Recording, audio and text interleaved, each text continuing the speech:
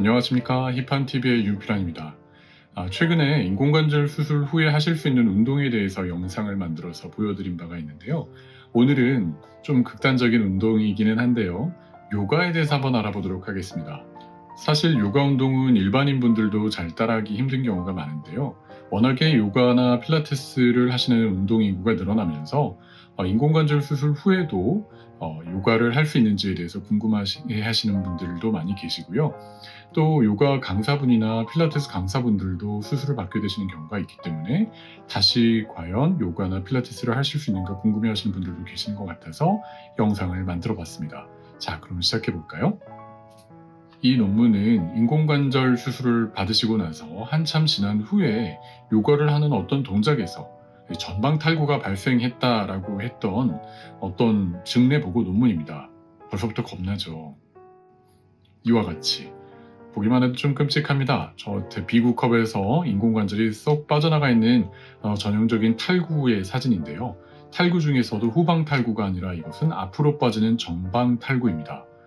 이 증례 보고는 고관절 인공관절 수술을 하고 나서 고관절 전치환술이죠.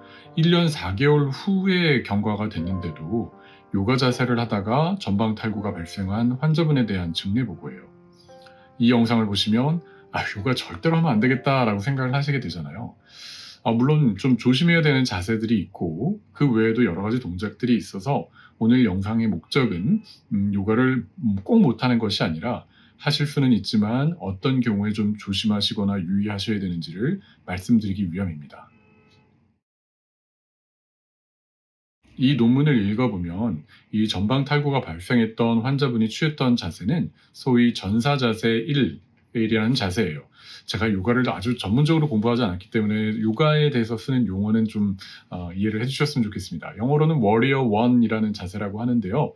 우리말로 번역하면 전사자세라고 하네요. 전사자세가 1, 2가 있는데 그 중에서 첫 번째 전사자세입니다. 이와 같은 동작에서 왼쪽 고관절이죠. 왼쪽 고관절이 뒤로 쭉 빠져서 과신전된다고 합니다. 너무 뒤로 많이 빼는 자세에서 그것만으로 이루어진 것은 아니고 이 전사 자세 1, 워리어 1 자세를 취하기 위해서는 그 왼쪽 다리를 외회전을 하게 한대요. 저와 같이 과신전을 하고 외회전을 하는 거죠. 다시 한번 위에서 이 자세를 바라보게 되면은 저와 같이 발바닥이 바깥으로 향해져 있잖아요. 이와 같이 왼쪽 다리가 과신전되고 외회전되는 상태에서 탈구가 발생했다라는 것입니다. 이것을 제가 한번 그림으로 만들어 봤는데요. 이와 같이 오른쪽 고관절은 인공관절이 잘 안정적으로 되어 있는데 과신전을 하고 외회전을 하게 되면은 저와 같이 지렛대 원리에 의해서 임플란트끼리 충돌이 일어나면서 앞으로 빠질 수 있다라는 것을 우려할 수 있거든요. 사실 웬만한 신전 자세를 취한다고 해서 탈구가 일어나거나 그러지는 않습니다. 그러나 너무 요가 자세에서 지나치게 뒤로 다리를 많이 빼는 과신전 자세를 하는 동시에 외회전을 하게 되면은 마치 지렛대 병따개 딱 빠지는 것처럼 이렇게 빠질 수가 있는 거예요. 저 자세가 위험하다는 거죠. 자, 그러면 한번 살펴보도록 하겠습니다. 이런 논문과는 별도로 요가 자세를 취할 때 고관절에 얼마나 많은 스트레스가 가해지는가에 대한 연구 논문도 있어요. 그러니까 요가의 대표적인 고관절에 영향을 미치는 이 논문의 내용은요. 요가 동작 중에 고관절에 영향을 줄 수 있는 대표적인 11가지 자세를 종합 취해서 분석을 한 것입니다. 요가 강사분들께 어떤 자세가 고관절에 가장 영향을 미칠 수 있는가를 설문조사를 했을 때 대표적으로 11가지 자세를 취합을 했대요. 그 11가지 자세가 고관절 각도가 얼마나 많이 굽혀지고 펴지고 벌어지고 모아지는지 회전되는지 그것을 분석한 논문입니다. 그것을 바탕으로 한번 설명 들어볼게요. 그 대표적인 자세는 일단 다운워드 독, 견상 자세라고도 하고요. 포워드 폴드, 전굴 자세, 서서 전굴 자세, 워리어 1, 그러니까 워리어 전사 자세 1번, 그리고 워리어 2, 전사 자세 2번, 그리고 크레센트 런지, 초승달 런지 또는 크레센트 런지라고도 그냥 우리말로 하더라고요. 그리고 하프문, 반달 모양 자세, 그리고 트라이앵글, 삼각 자세, 이글, 독수리 자세, 트리, 나무 자세, 시티드 트위스트, 앉은 자세에서 트위스트, 트위스트 자세, 앉은 자세, 트위스트 자세, 그리고 피전, 비둘기 자세, 이런 대표적인 11가지 자세가 고관절을 굉장히 많이 활용을 해야 되는 자세라고 합니다. 물론 뭐 영화나 뭐 이런 영상들 보면 극단적인 고관절 자세들이 있기는 하잖아요. 그러나 실제 프랙티스에서, 실제 요가 수업에서 그냥 무리하지 않게 하는 활동 중에서 고관절에 영향을 주는 대표적인 11가지 자세가 이와 같다고 합니다. 그래서 이 논문에서는 재밌게 요새 모션 캡처 방법이 많이 유행이잖아요. 뭐 아바타나 여러 가지 3D 영화들에서 실제 이 사람에게 이렇게 마커를 하고 모션 캡처를 통해서 활동을 하게 되는데, 이것을 의학 논문에도 많이 적용을 합니다. 각각의 마커가 각 굽혀지는 모션 캡처를 통해서 고관절이 얼마나 굽혀지고 회전되는가를 측정할 수 있는 거죠. 비교적 굉장히 정확하게 알 수가 있기 때문에 여러 가지 이런 운동 논문에 쓰이는 거죠. 이런 각도로 측정을 했을 때 제일 먼저 굴곡과 신전을 평가를 해봤어요. 굴곡이라는 것은 고관절을 그림에서 보는 바와 같이 앞으로 굽히는 자세고, 신전은 아까 보신 바와 같이 뒤로 뻗었을 때의 자세입니다. 이 네모난 상자 속에 있는 약자들은 아까 각각의 요가 자세예요. 요가 자세를 했고, 밑에 숫자는 0도에서 120도까지 마이너스 40도까지 있는데, 마이너스로 갈수록은 신전 자세고 플러스로 갈수록은 굴곡 자세입니다. 너무 복잡하게 생각하지 마시고요. 제가 저 빨갛게 표시한, 주황색으로 표시한 저 사각형 안에 범주에 들었을 때 고관절이 과도하게 굴곡되거나 아니면 과도하게 신전되는 자세라고 이해를 하시면 됩니다. 그러니까 대부분의 자세들은 저 빨간색의 영역에 포함되지 않잖아요. 근데 몇 가지 자세들이 저 빨간색 영역에 포함된다는 것은 그 정도 각도에서는 인공관절 수술을 받으셨을 때는 조금은 위험할 수 있고 안 좋을 수 있다는 것으로 이해를 하시면 됩니다. 그렇게 한번 설명을 드릴게요. 그랬을 때 굴곡 자세에서 영향을 줄 수 있는 대표적인 자세가 아까 11가지 자세 중에서 저 다운워드 독, 견상 자세라고 합니다. 다리를 쭉 뻗은 자세에서 저와 같이 고관절을 완전히 굽히게 되면은 당연히 고관절 앞쪽에 충돌이 일어날 수 있겠죠. 90도 이상 더 유연하신 분들은 점점 굽혀져서 포워드 폴드, 전굴 자세와 같이 저렇게 완전히 폴딩 돼버리게 되면은 고관절이 당연히 과도하게 굴곡이 되겠죠. 사실 저거는 일반인 분들도 웬만큼 유연해서는 저렇게 되진 않잖아요. 그런데 인공관절 치환술을 받으셨을 때는 저와 같은 자세는 당연히 많은 분들이 하질 않으시겠죠. 그런데 견상 자세는 어느 정도 하실 수는 있는데 너무 많이 굽혀지지 않도록 조심해야 된다라고 이해를 하실 수 있겠습니다. 그 다음이 seated twist, 앉은 트위스트 자세에서 지금 왼쪽 다리에 해당되는 거죠.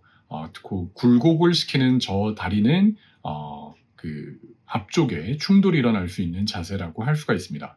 또 비둘기 자세에서, 비둘기 자세는 2가지 이따가 신전에서도 나올 텐데요. 저 앉은 그림에서 오른쪽 다리가 과도하게 굽혀진 거죠. 저렇게 고관절을 양반다리 자세만 하면 또 괜찮은데, 또 비둘기 자세는 아까 사진에서 보신 바에서는 상체를 또 앞으로 완전히 숙이잖아요. 그러면 고관절 굴곡이 훨씬 더 많이 일어나겠죠. 저 비둘기 자세도 고관절 굴곡을 과도하게 만들 수가 있습니다. 자, 이번에는 과도한 신전 자세예요. 아까 저 증내 보고 논문이었죠. 전방 탈구가 일어났던 대표적인 전사 자세 1번, 워리어 1 자세에서 저 화살표로 표시한 저 다리가 저 각도뿐만 아니라 더 지나치게 과신전이 되고, 여기서는 발의 외회전이 표시가 되지 않았는데 아마도 요가에서 정확한 자세는 다리를 외회전시키는 자세인가 봐요. 그래서 과신전, 외회전을 했을 때는 전방 탈구의 위험이 있다라는 거죠. 고관절 앞쪽에 스트레스가 가해진다는 겁니다. 그 비슷한 자세인데 워리어 2라는 자세죠. 저와 같은 자세, 전사 자세 2번 자세에서는 역시 오른쪽 다리를 과신전하고, 여기서는 외회전된 게 보이시죠? 저렇게 외회전이 됐을 때 위험할 수 있다는 겁니다. 발이 바깥쪽으로 돌아가고 과신전되면 뒤에 걸리는 거죠. 뒤가 임플란트가 걸리면서 아까 병뚜껑 이론처럼 앞으로 쑥 빠질 수가 있다는 거예요. 계속 강조할 겁니다. 못 하시는 게 아니라 저거보다 더 과도하게 유연성을 테스트할 필요는 없다라는 것입니다. 자, 그럼 과도한 신전 자세에서 아까 비슷한 자세가 나오는데 그 중에서 또 한편 크레센트 런지라는 자세, 초승달 모양 런지 자세는 아마도 워리어 1 자세보다 훨씬 더 과신전을 하면서 상체를 뒤로 많이 젖히는 자세 같아요. 저도 한번 요가 수업을 받아봤으면 좋겠습니다. 그랬을 때 저 뒤로 뻗치는 자세에서 저 다리에 역시 과신전으로 인한 앞쪽에 스트레스가 가해져서 전방탈구 위험이 있다는 거죠. 자, 그리고 비둘기 자세에서 아까는 오른쪽 다리의 앞쪽의 굴곡으로 인한 전방 충돌이 생긴다 그랬는데 이번은 왼쪽 다리 뒤로 쭉 뻗은 자세에 저 과신전으로 인한 위험할 수가 있겠죠. 저 대표적인 자세들이 과신전할 때 유의해야 되는 자세라고 이해를 하시면 됩니다. 자, 그 다음에는 이제 외전과 내전 자세를 알아보겠습니다. 외전이라는 것은 그림에서 보시는 바와 같이 다리를 옆으로 벌리는 자세고요. 이 자세에서는 사실 탈구가 일어나진 않습니다. 오히려 인공관절 수술 받으시고 나서 다리를 벌리고 계실 필요가 있다라고 말씀을 드린 것처럼 다리를 벌리는 자세는 관절을 굉장히 안정시키기 때문에 특별하게 너무 지나치게 많이 벌리지 않는 한 다리 벌리는 자세는 특별한 영향을 미치지 않습니다. 저렇게 빨간 영역에 표시가 되질 않죠. 그러나 내전, 다리를 안쪽으로 모으는 자세죠. 인공관절을 받고 나서 얼마 안 됐을 때 다리를 배꼽보다 안쪽으로 모으지 않게끔 말씀을 드리잖아요. 인공관절 수술 받고 나서 한참이 지난 후에도 지나치게 내전하는 것은 좋지가 않다라는 거죠. 나중에는 다리 꼬는 것도 크게 문제가 없는 경우도 많은데 역시 저 빨간색 마크에 들어가는 15도 내지 20도 이상 굉장히 과도하게 내전을 하는 자세는 역시나도 수술 받고 나서도 안 좋을 수 있다는 것입니다. 그 자세를 살펴보겠습니다. 그것 중에 대표적인 자세가 이글 자세라고 합니다. 독수리 자세. 독수리 자세, 저 자세도 굉장히 어려울 것 같은데요. 왼쪽 다리를 오른쪽에 완전히 포개서 안쪽으로 많이 굽혔죠.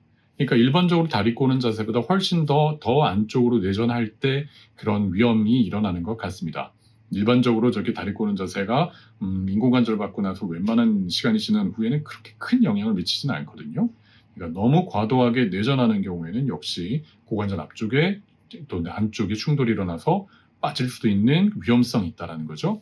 그래서 역시 시티드 트위스트 자세가 아까 옆에서 봤을 때는 그냥 굴곡하는 자세 때문에 앞쪽만 부딪힐 것 같지만 실제 저 앉은 트위스트 자세는 정면에서 봤을 때는 이 왼쪽 다리를 굉장히 내전을 한다고 해요. 그러니까 굴곡하고 내전하게 되면은 관절이 뒤로 빠질 수 있는 위험이 좀 있습니다. 조심하실 필요가 있죠. 자, 그 다음에는 이제 외회전, 내회전입니다. 그림에서 보시는 것처럼 왼쪽 다리에서 내회전은 안쪽으로 돌리는 자세를 말하는 거고요. 외회전은 바깥쪽으로 돌리는 자세죠. 아까 외회전과 과신전이 같이 일어나게 된다면 좀 위험할 수 있다 그랬고요. 내회전과 내전이 동시에 일어나면 역시 조금 위험할 수 있습니다. 저 빨간색 영역에 표시되는 내회전이 과하게 일어났을 때 문제가 될 수 있다는 것이고요.